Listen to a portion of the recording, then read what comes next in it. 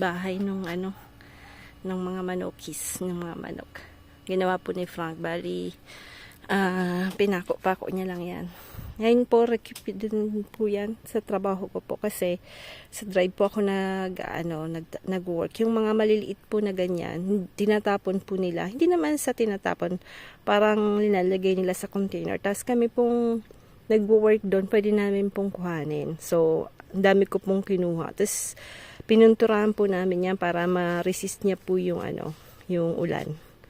Kaya, ayan, 8 years daw, sabi nung sa pintura, pero sa tingin natin. Tapos ganyan po siya. Yan na po yung magiging bahay nila at itlogan. We'll see at the end, ha. Nakaubad si Frank kasi kaya ayaw niya magpakuha. Yan po yung mga kinuha namin. Ito po. Sa work. May nagkumukuha din po niyan. Bali, may isang kaming malaking container doon namin inilalagay. Kasi yung iba pong may mga kulay, ang ginagawa ng mga company, may sarili-sarili po silang ganyan, yung malalaki. Pero yung maliliit po, wala na yun po. Mga parang na po yun. Lost na yun. So, pwede namin kuhanin.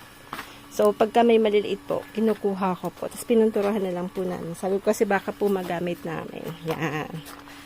Kasi 4 years din po ako doon nag-work, so ayan, ngayon pong wala na. Siyempre, hindi ka na basta-bastang makakahanap ng ganyan pag hindi po kayo on place. Ayan po yung mga recuperation po namin ginawa para po dito sa bahay na to. Wala naman kaya kinakalikot ni Pai Frankie. Yan na.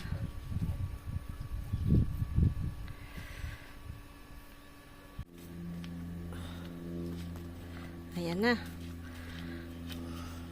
Parang nagkakaporma na. Pagod na si Frank. Ang init pa naman today. Pero malapit na po kaming kumain kasi na po. Mag-alas 12 na.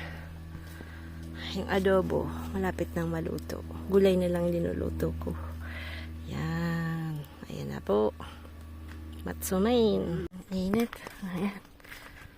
Si Frank. Ano ang ginagawa nitong kumag-ski na to?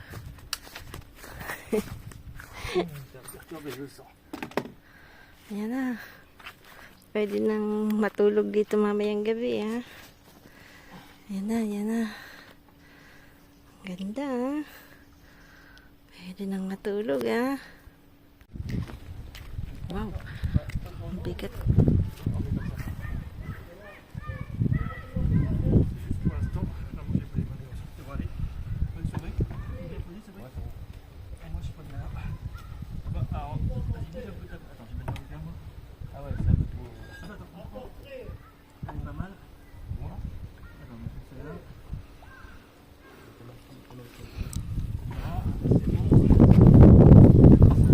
Sampo bangkal, ha?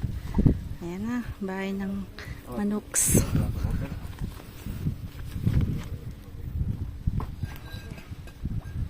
Laga tinulungan ni Sam.